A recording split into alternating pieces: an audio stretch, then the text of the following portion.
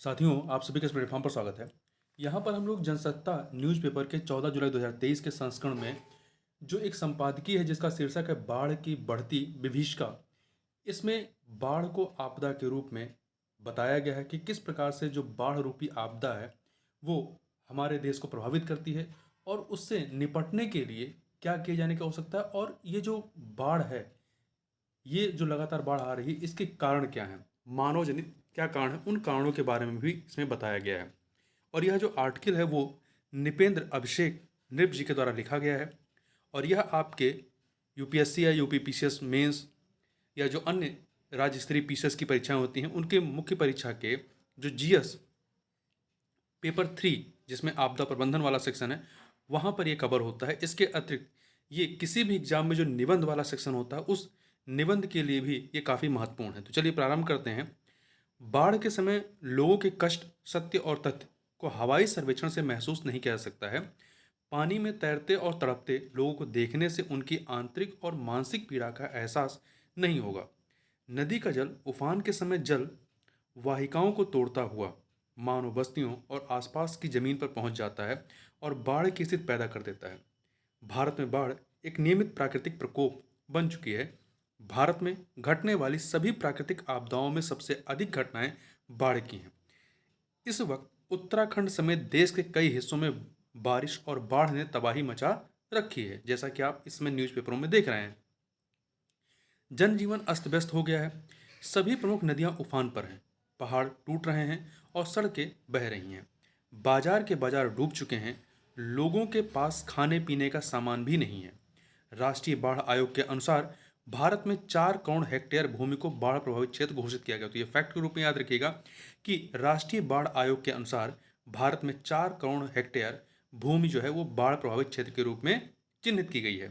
केंद्र सरकार के आंकड़ों के मुताबिक पिछले 64 वर्षों में बाढ़ से 1 लाख से ज़्यादा लोगों की मौत हो चुकी है। यानी हर साल औसतन 1654 लोगों के अलावा 92,763 पशुओं की मौत होती रही है।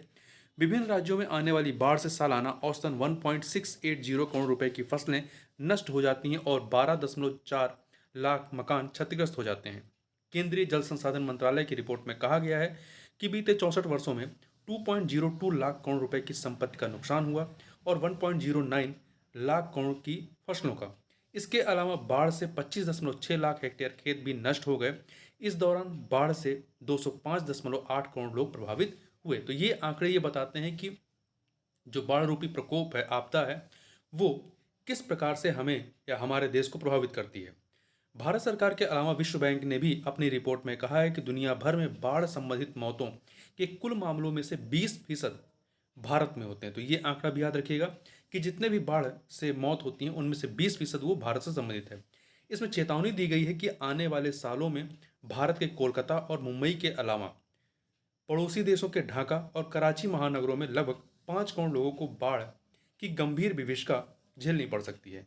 यही नहीं, इस रिपोर्ट में यह भी कहा गया है कि पूरे दक्षिण एशिया क्षेत्र में तापमान बढ़ रहा है और यह अगले कुछ दशकों तक लगातार बढ़ता रहेगा। जलवायु परिवर्तन का देश में बाढ़ की स्थिति पर व्यापक असर होगा। इसकी वजह से बार बार बाढ़ आएगी। जो लगातार बाढ़ आ रही है उसके पीछे एक बहुत बड़ा रीजन जलवायु परिवर्तन का भी है। और आगे पीने के पानी की मांग बढ़ेगी। विश्व बैंक के अनुसार 2050 तक छत्तीसगढ़ और मध्य प्रदेश, ध्यान रखिएगा, 2050 तक छत्तीसगढ़ और मध्य प्रदेश बाढ़ से सबसे ज़्यादा प्रभावित राज्य बन जाएंगे। इससे पहले इसी साल जनवरी में, इसी साल साल फरवरी, मतलब फरवरी 2023 में इंडिया स्पेंड ने एक साइंस जर्नल में छपे अध्ययन में कहा था कि 2040 तक देश के 2.5 करोड़ लोगों के सामने बाढ़ का खतरा बढ़ जाएगा। इन रिपोर्ट के आधार पर भारत में बाढ़ के भविष्य को समझा जा सकता है। वास्तव में अब बाढ़ महज प्राकृतिक आपदा नहीं, मानवीय आपदा बनती जा रही है। बाढ़ की समस्या का सबसे बड़ा कारण अतिवृष्टि नहीं बल्कि मानव की तुच्छ अतिक्रमण कुदृष्टि भी है। ऐसा नहीं है कि ऐसी बारिश भारत में पहली बार हो रही है। बाढ़ के क्षेत्रीय फैलाव में मानव गतिविधियां महत्वपूर्ण भूमिका निभाती हैं। इसमें कौन कौन सी चीज़ें हैं उसको देखिए, ध्यान दीजिएगा। इसमें जनसंख्या विस्फोट आग में घी का काम कर रहा है। मानवीय क्रियाकलापों, अंधाधुंध वन कटाव, अवैज्ञानिक कृषि पद्धतियां, प्राकृतिक अपवाह तंत्रों के साथ ही प्राकृतिक अपवाह तंत्रों का अवरुद्ध होना तथा नदी तल और बाढ़ प्रभावित क्षेत्रों में मानव बचाव की वजह से बाढ़ की तीव्रता, परिमाण और विध्वंसता बढ़ जाती है। तटबंधों, नहरों और रेलवे से संबंधित निर्माणों के कारण नदियों के जल प्रवाह क्षमता में कमी आती है। फलस्वरूप बाढ़ की समस्या और भी गंभीर हो जाती है। बाढ़ नियंत्रण के लिए सरकार और लोगों को साथ मिलकर काम करना होगा। राज्य स्तर पर बाढ़ नियंत्रण एवं शमन के लिए प्रशिक्षण संस्थान स्थापित करके तथा उसके द्वारा स्थानीय स्तर पर लोगों को बाढ़ के समय किए जाने वाले उपायों के बारे में प्रशिक्षित करके इससे होने वाली क्षति को कम किया जा सकता है। जनता के बीच शीघ्र तथा आवश्यक सूचना जारी करने की सुविधा प्रदान करना आवश्यक है। एक ऐसे संचार तंत्र का निर्माण करना होगा जो बाढ़ के दौरान भी कार्य कर सके। वर्तमान में क्या होता है, जब बाढ़ या इस प्रकार की आपदाएं आती हैं तो हमारा संचार तंत्र क्या होता है, ध्वस्त हो जाता है। बाढ़ के पूर्वानुमान तथा चेतावनी नेटवर्क को रिमोट सेंसिंग टेक्नोलॉजी तथा अन्य संस्थानों के सहयोग से मजबूत करना होगा। तटबंध कटाव रोकने के उपाय, जल निकास तंत्र नवीकरण, जल निकास तंत्र में सुधार, वाटर सेट प्रबंधन तथा मृदा संरक्षण को बेहतर करने की जरूरत है। भारत में बाढ़ की भविष्यवाणी केंद्रीय जल आयोग करता है। तो यहाँ ध्यान रखिएगा, ये फैक्ट के रूप में आप याद रखिएगा। इससे प्रश्न भी बन सकता है कि भारत में बाढ़ की भविष्यवाणी कौन करता है, केंद्रीय जल आयोग या बाढ़ नियंत्रण राष्ट्रीय बाढ़ आयोग करता है। तो आपको लगेगा राष्ट्रीय बाढ़ आयोग करता है, परंतु ध्यान रखिएगा कि बाढ़ की जो भविष्यवाणी है, जो मतलब बाढ़ की भविष्यवाणी केंद्रीय जल आयोग करता है। आयोग ने देश भर में 141 बाढ़ भविष्यवाणी केंद्र बना रखे हैं जो भारत मौसम विज्ञान विभाग के सहयोग से संचालित होते हैं।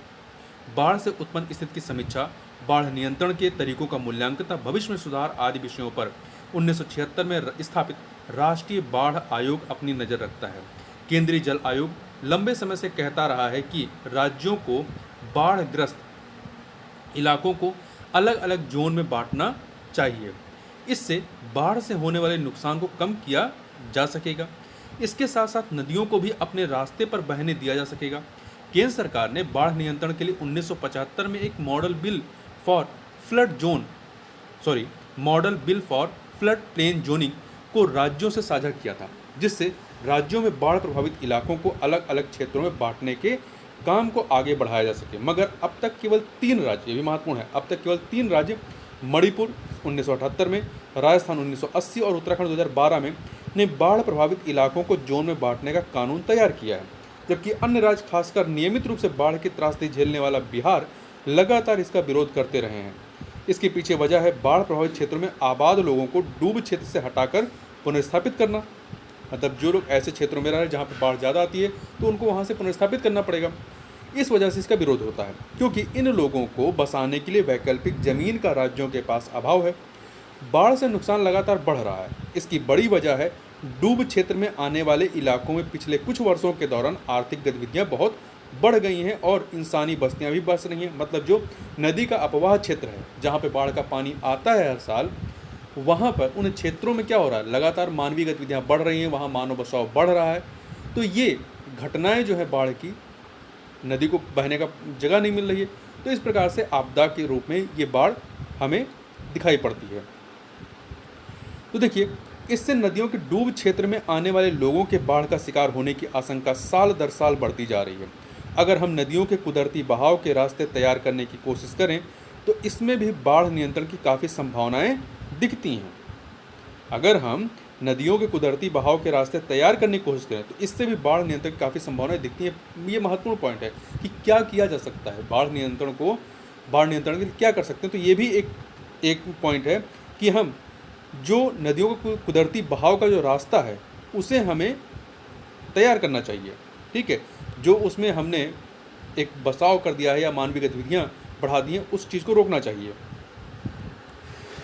हम इसके लिए सिर्फ सरकार के भरोसे नहीं बैठ सकते। जिन क्षेत्रों में हर साल बाढ़ आती है वहाँ के निवासियों की सुरक्षा तंत्र बना लेना चाहिए। जिनके पास छत का मकान है वे छत पर रह लेते हैं, लेकिन जिन्हें अब भी छत नसीब नहीं हुई है उन्हें खून के आंसू रोने पड़ जाते हैं। इनके लिए बाढ़ आने पर सुरक्षित स्थानों पर चले जाने की व्यवस्था भी सरकार को त्वरित करानी होगी। बाढ़ से मरने वालों के आंकड़ों से तो कलेजा मुंह को आता है, पर राजनेता इस कदर असंवेदनशील हो गए हैं कि उनका दिल कभी नहीं दहलता। तो इन पॉइंट को आप आंसर राइटिंग में और निबंध में नहीं लिखेंगे, ठीक है, जो नीचे वाली लाइनें हैं। वह तो हेलीकॉप्टर से निरीक्षण करके अपनी जिम्मेदारी पूरी मान लेते हैं और फिर बाढ़ उतरने के बाद भूल जाते हैं कि इसका स्थायी समाधान भी करना है। मुश्किलों से निजात दिलाने के बजाय वे दूसरों को दोषी ठहराकर अपनी जवाबदेही से पल्ला झाड़ लेते हैं। तो इस प्रकार से इस वीडियो में बस इतना ही। मिलते हैं नेक्स्ट वीडियो में, तब तक के लिए बहुत बहुत धन्यवाद।